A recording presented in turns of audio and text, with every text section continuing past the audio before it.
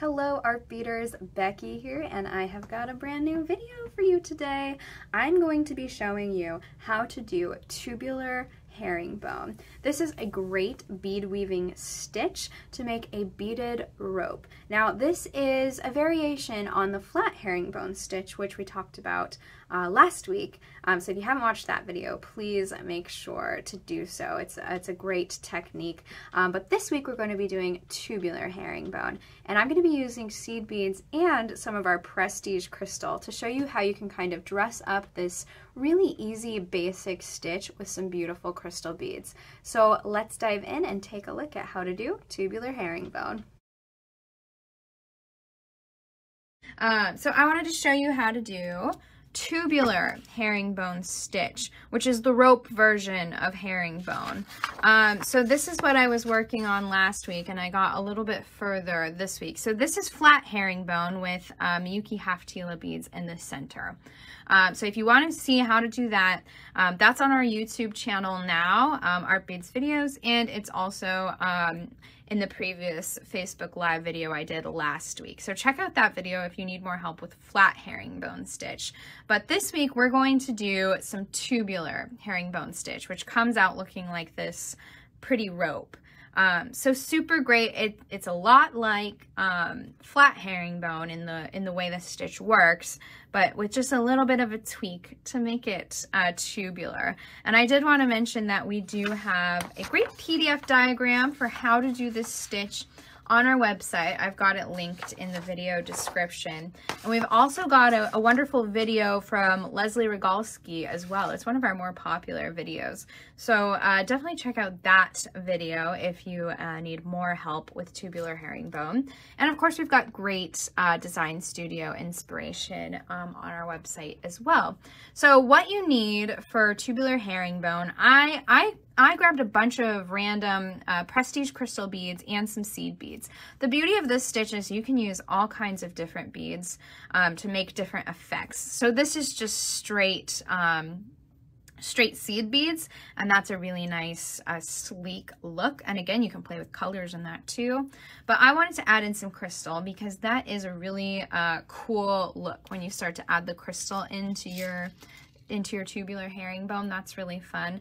I've got a beading needle here, size 12 is my go-to. And then I did want to mention the thread that I'm using here is Fireline. I would use Fireline over something like 1G or KO thread when working with crystal because it's really strong and that crystal is not going to cut through the thread at all. So that's something to keep in mind when weaving with crystal. So I've got my Fireline thread and my beads that I want to use and my needle. I am ready to go. So I'm going to cut an arm span length of thread.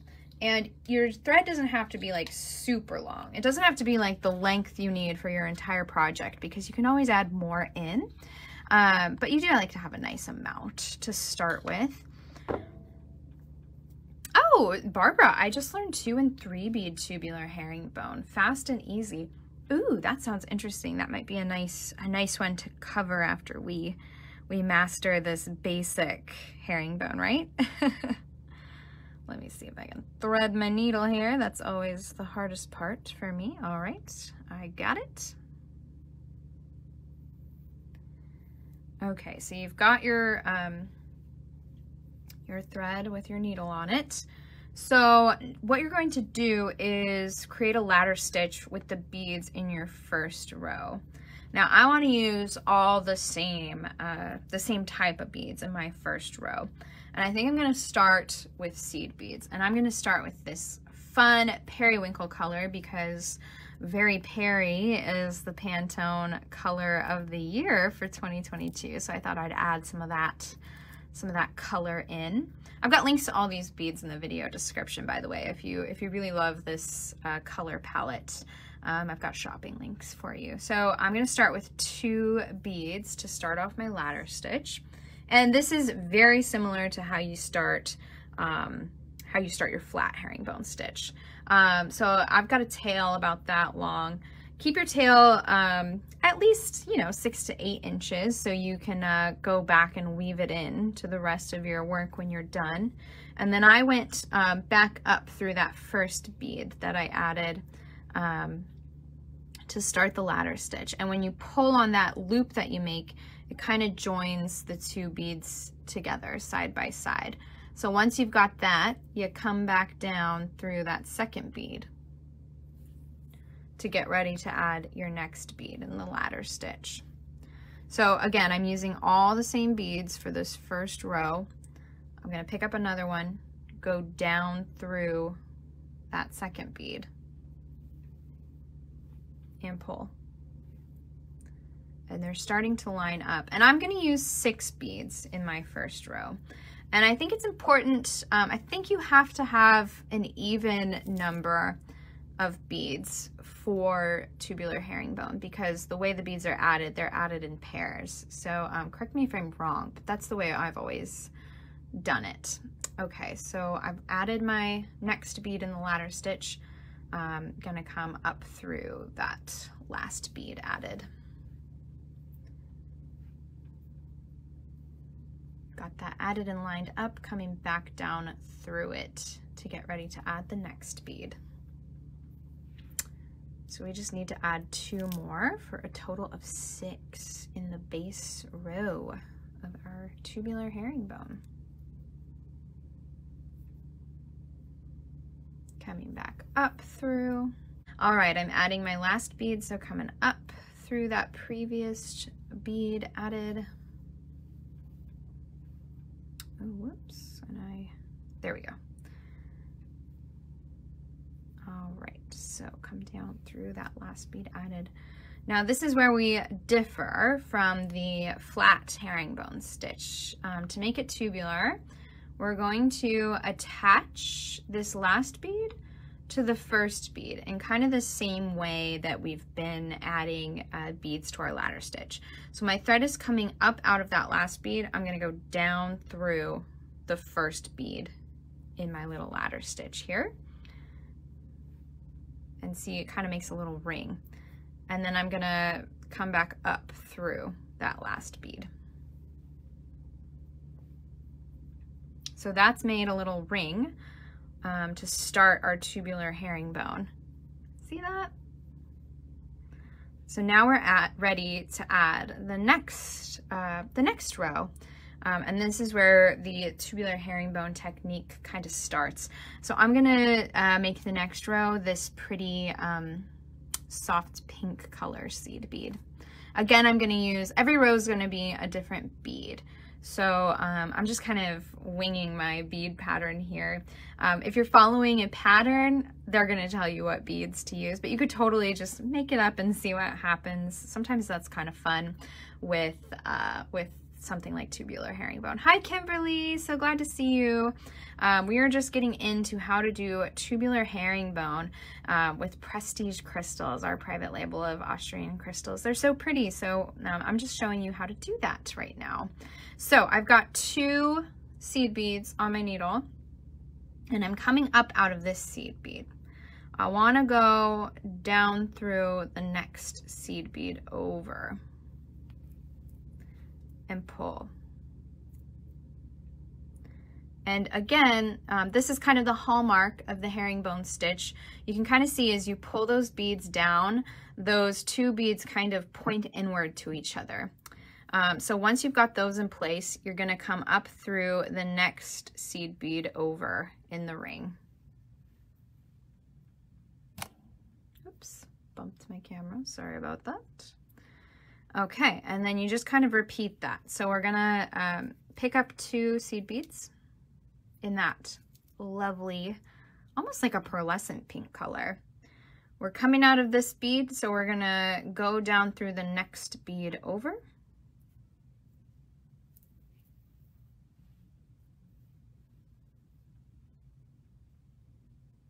Taking shape, and then once you've got those in place, come up through the next bead over. So you're adding the beads in pairs to each row. So it makes the rounds go by especially when you only have 6 beads in your row, super quickly. So I'm on my last little pair, and I'm picking up 2 seed beads. And today I've got these pretty little triangle trays for all my beads. As you learned last week, I don't like just dumping beads out on my tray. I like having them contained somehow. So I've got triangle trays today, which are really nice. I like how they line up. All right, so we're coming out of that, this seed bead here, and then we're gonna go down through the next seed bead over.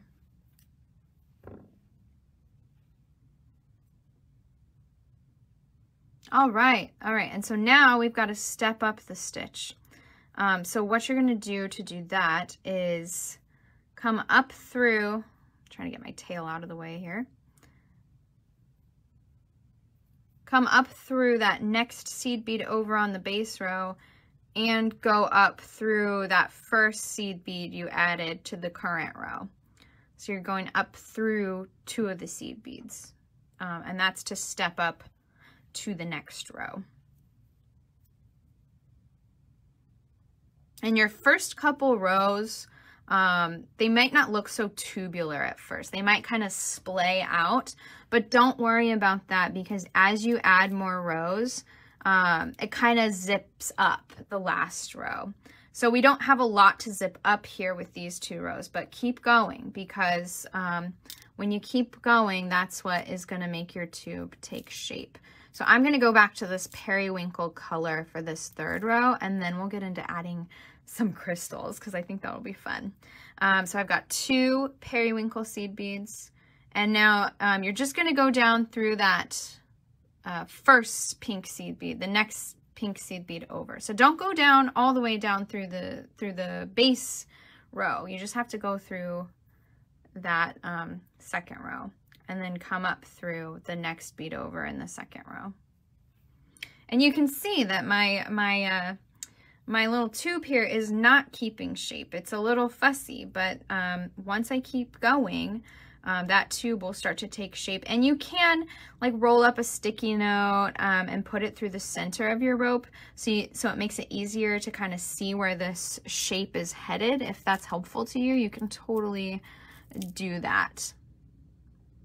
So I'm coming out of this seed bead here. I'm going to go down through the next seed bead over.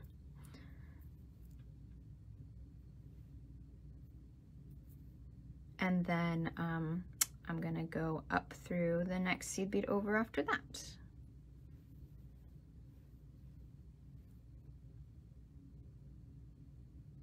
I like the little stripes of colors that this stitch makes.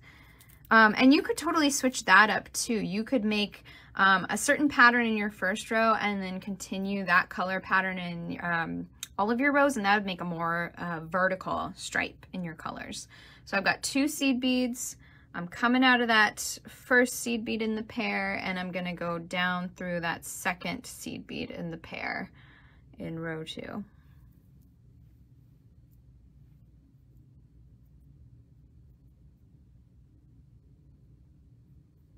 And then go through. So now I've got all of my seed beads added to this row. I got to step up.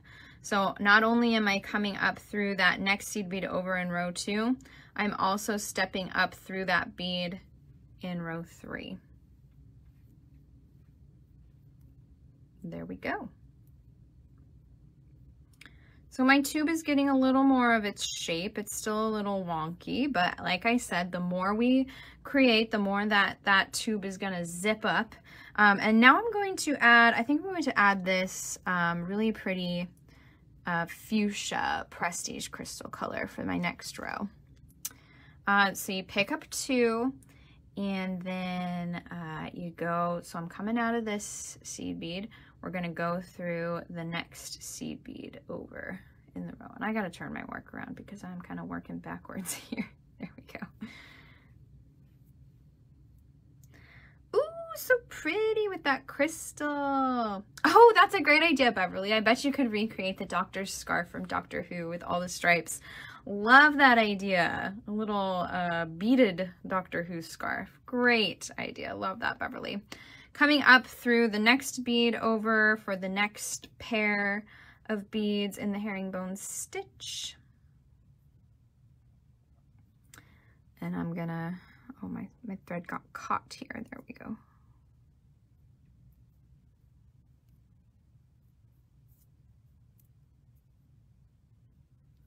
So I'm gonna pick up 2 crystals in that fuchsia color. These are faceted rounds too. I picked out a couple different shapes of crystals. I got faceted rounds, I've got bicones, and I have some of those beautiful crystal pearls too. All right, so I'm at the top of the second pair of beads, coming out of that first bead, going down through that second bead.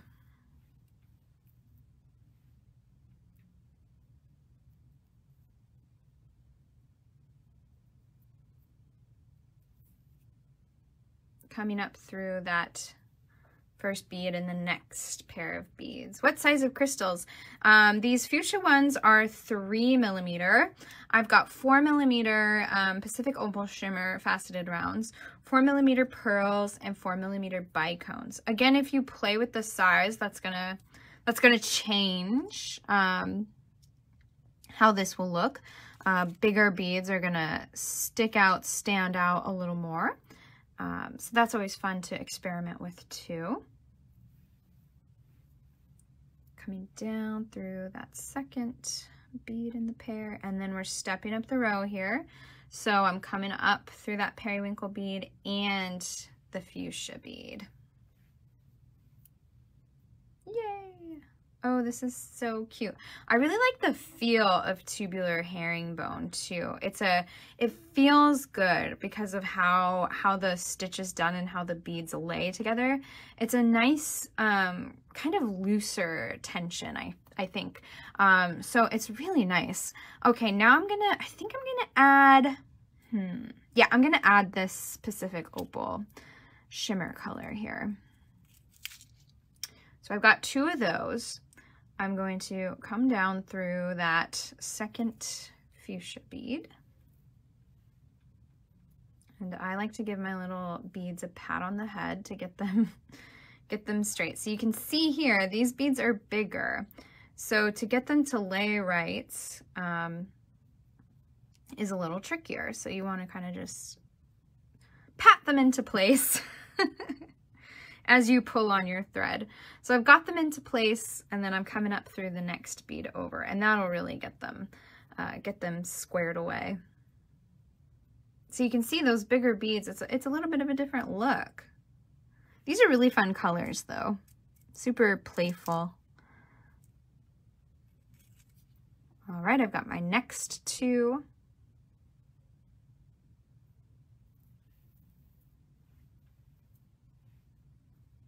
Also try like different shapes in tubular herringbone, like daggers or Rizzo beads look really cool in tubular herringbone. That's a fun one because they kind of stick out like little points. Give your design some dimension. There we go. That's fun. We're adding our last pair here.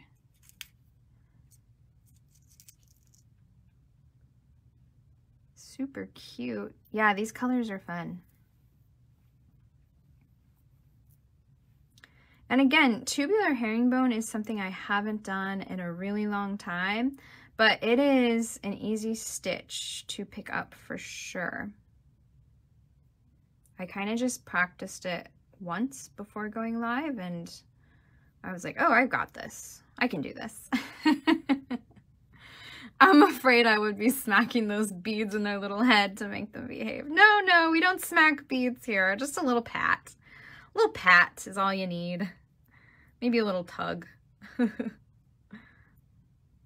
But I get it. Sometimes you want to smack your beads.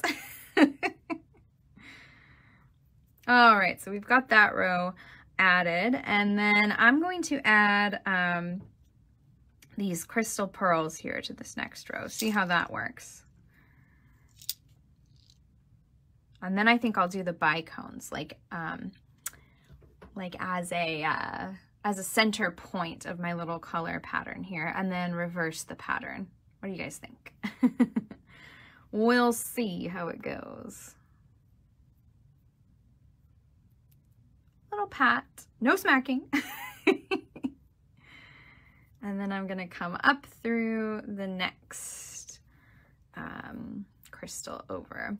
And when you're working with seed beads, they tend to line up a little better than the crystals, but I really like the look of different beads in herringbone. And you know what, actually, I am not liking the look of the pearls right next to those bigger beads. So what I'm going to do is I'm going to use a seed bead row as a buffer. I think that'll look really good. So let's start this row over. We're going to do kind of little rows of seed beads as a buffer between these crystal rows. And that will probably improve the shape. So don't be afraid. If you're starting a row and you don't like the look of it, pull it out and try something different, because this is a pretty quick and easy stitch. So if you're starting a row and you don't like the look of it, it's pretty easy to go back and try something different before you complete the whole row. Yeah, I love the Pacific Opal color. It is a great color. Yeah, I think that's gonna help stabilize the stitch a lot. So we're just gonna add a little buffer of a seed bead row to keep the shape nice, and then we'll add those crystal pearls. Gotta have some pearls in there. Going down through the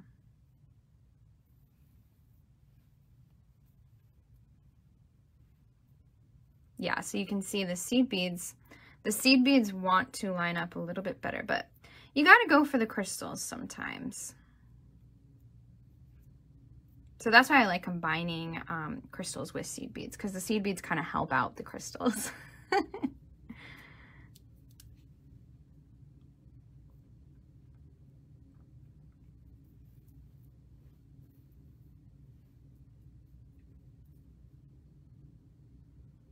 Again, going up through the next bead over and then stepping up through that first seed bead added. And you can see the rope is starting to take even more shape. I think this is going to look so cool with these different bead sizes in the rope. It's going to look really elegant, I think. Really fun colors, but really elegant shape profile happening here, I think. Got the whee.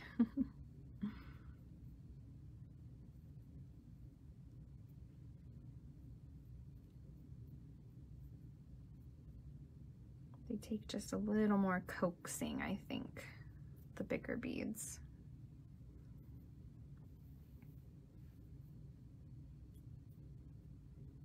And it really helps when you go up through the next bead over to kind of coax them into place.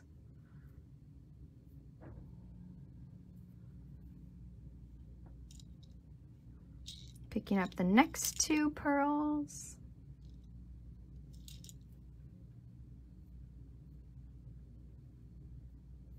Going down through that next bead over.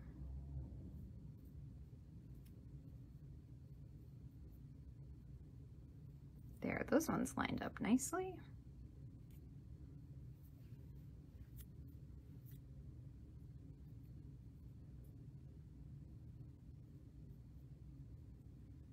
And my last set of pearls.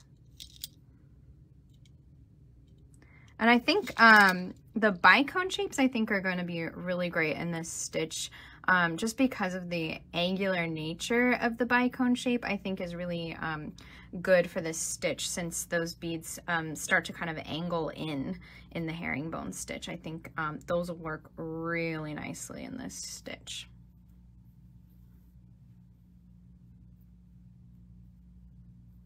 This row, you're gonna kind of have to just pull a little bit more to get those beads in place. And again, this will look better once we start the next row and that row gets a little more zipped up. Trust the process is what I say.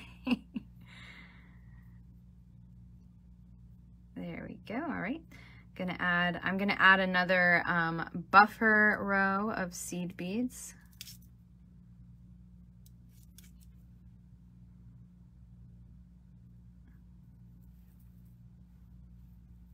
This is gonna be such a fun piece.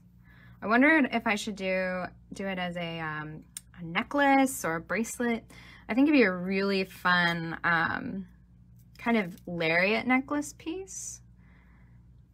Something that you can just like wrap around your neck.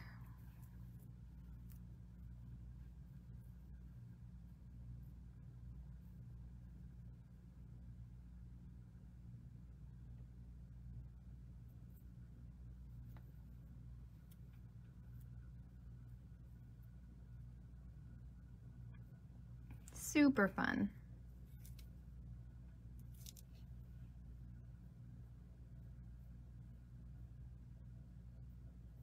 Adding that last row of seed beads.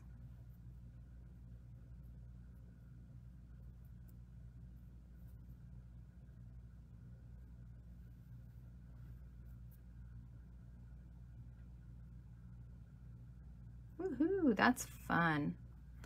Look at that. This is going to be so pretty. All right. Let's see. So now I want to add the bicones. And these are so sparkly. These are, I believe these are a Crystal Paradise Shine 2X color. So that means the Crystal Paradise, the Paradise Shine effect has been applied to the beads twice. So the effect is even more stunning and more sparkly. I think this is a great project for a beginner. Maybe start with just seed beads. That would be a really great beginner project if you're just doing the tubular herringbone just with seed beads, because the seed beads line up really easily. The stitch goes by super quick. It's a good confidence builder because it's a good one to do. Maybe start with the flat herringbone stitch first and then do tubular herringbone stitch, but I would say this is a totally approachable one for a beginner. Maybe just start with just seed beads first and then add in your crystals as you become more confident in the stitch, because the crystals, as you saw with the pearls, they can get a little more finagly. But the bicones actually line up really nicely because they're already kind of this angled shape. So those ones work well. But yeah, start with the seed beads. And a seed bead one will go even quicker than this. So definitely I would say this is a beginner stitch. Maybe start with flat and then do tubular and just do all seed beads. And then once you've got those basics down, then add in some crystals, add in some other bead shapes.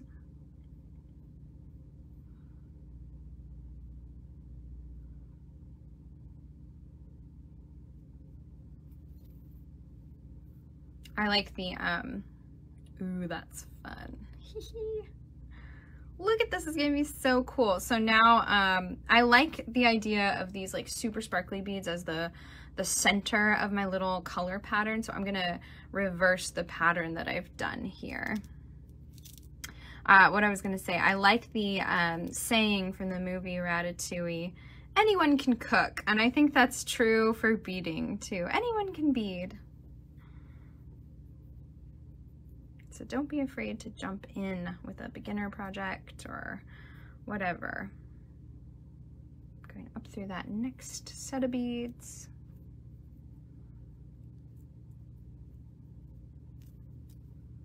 Picking up 2 seed beads.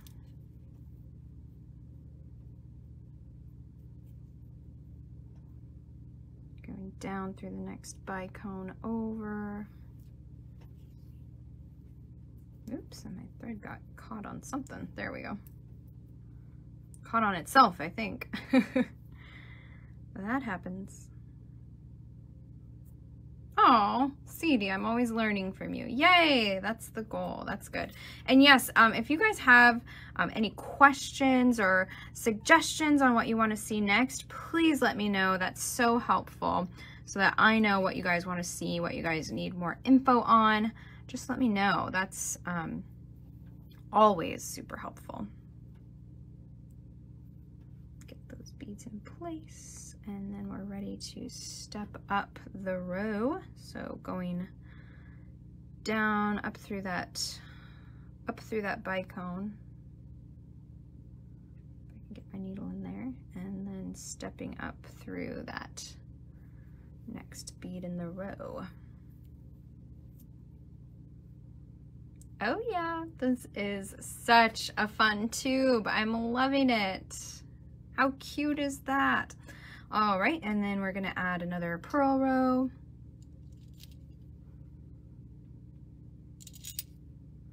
So this rope works up pretty quickly. I'm using bigger seed bead and bead sizes. So the rope is working up fairly quickly for a bead weaving technique, which is nice. That means you're not going to be working as long to get the amount of length that you want. Always a bonus. Remember to pat those beads in place. And again, that zipping up that happens on the next row after the current row, that's what's really going to bring it all together. 2 seed beads, and again, these purl holes are a little smaller, so I need to pick those up.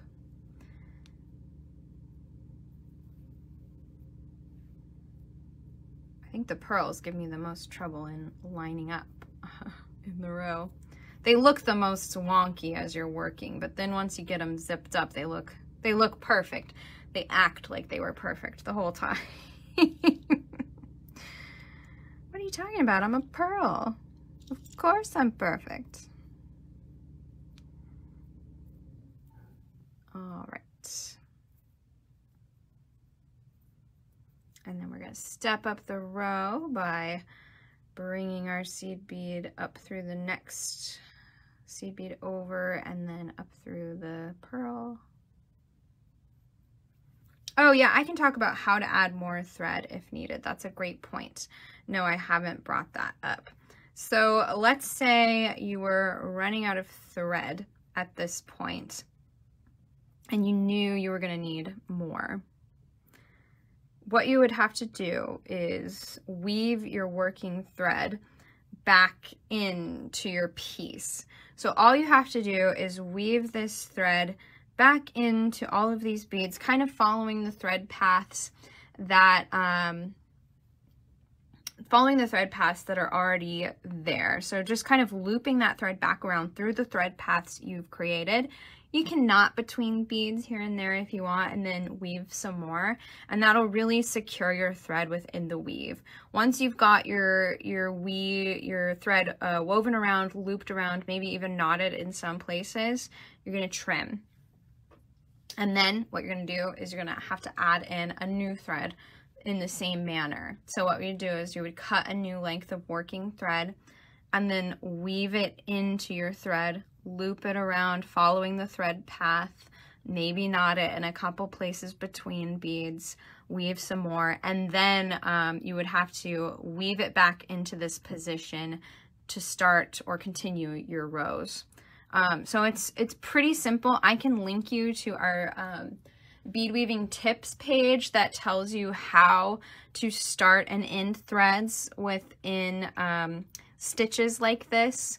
But once you've done it on one stitch, it's pretty intuitive for how to do it on other stitches. Basically, you just want to weave and loop around a few times, more than a few, several times in the body of your work to secure the thread. You can totally knot your thread between beads if that's something you feel comfortable doing.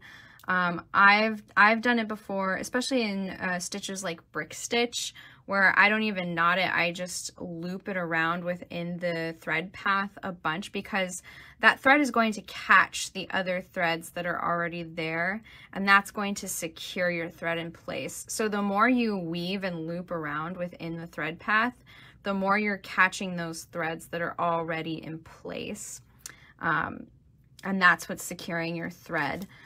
So I've totally done it where I haven't knotted between beads before and just looped around a bunch and then cut my thread. I do that a lot in brick stitch because I know the thread path is really tight. There's a lot of weaving and looping around. In a weave like this that's a little bit looser, I would knot between the beads before trimming my thread. I just think that's a little more secure because this is a looser weave. That's what gives the rope such a nice feel. Definitely I would be knotting between some beads. Okay, I've added my pearls and now I'm back to this Pacific Opal Shimmer color. So much fun. I just love this color pattern. And as you can see, those pearls are now perfectly aligned now that I've zipped their row up. Oh wait, so I've added my first two crystals, got to come up through the next pair of seed beads in that previous row.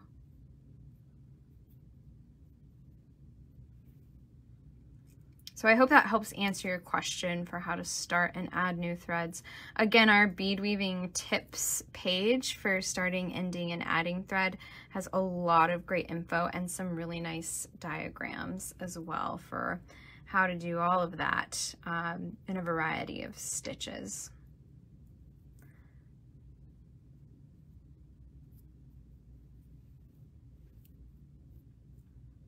So beautiful. Oh yay, I'm so glad it helps. Woohoo! And again, the more you do it, the more it becomes second nature. It's always kind of like, I like having enough thread to see a project through because I get in the zone of, you know, doing my rows, adding my beads. But working with such a long amount of thread is also counterproductive because it just tangles and knots. So even though it kind of breaks up the flow of work, it will make your life easier in the long run to not be working with such a long piece of thread. So I definitely recommend adding in your thread versus just cutting a really long piece of thread because it will tangle, and then, you know, a lot of these stitches you have to pull your thread through the bead. If your threads are really long, that is going to be something. Okay, so I kind of got in the zone and thought I was supposed to add seed beads here, but actually I'm supposed to add the fuchsia crystals. It becomes an arm workout at that point when your thread is so long, pulling all that thread through the beads. I've definitely nearly whacked my husband in the face with my pulling my thread out if we're both, you know, sitting on the couch watching TV and I'm beading. Okay, so we are adding fuchsia, and then we'll get back to that basic periwinkle seed bead rows.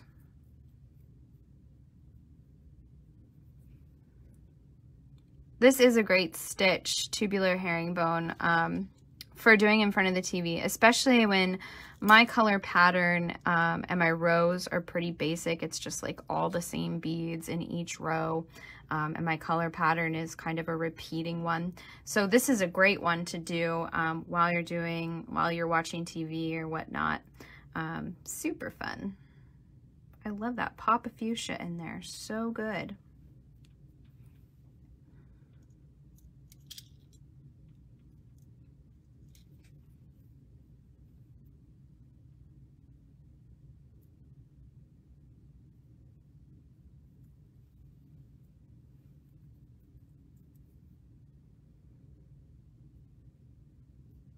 So yeah, so the Prestige Crystal is a great option for spicing up, sparkling up your basic seed bead stitches.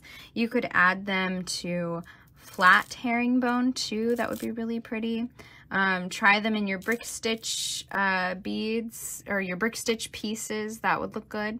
Peyote stitch, you could add them to the edge of peyote stitch or work them into the body of the stitch. That would be super pretty.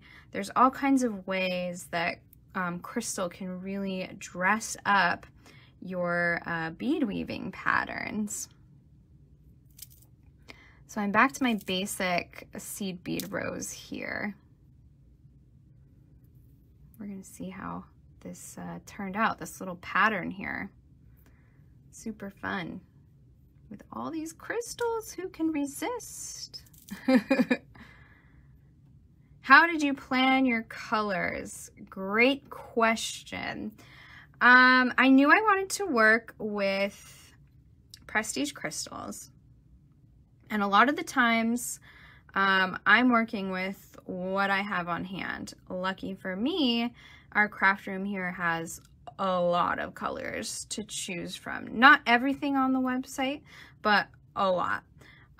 So I just kind of took a look at what we had, and I knew for a weaving project here, we're going to need more than just a few. So I was looking at what we had a lot of, and that gave me, that narrowed it down a little. And then from those colors, I chose the ones that I kind of was drawn towards.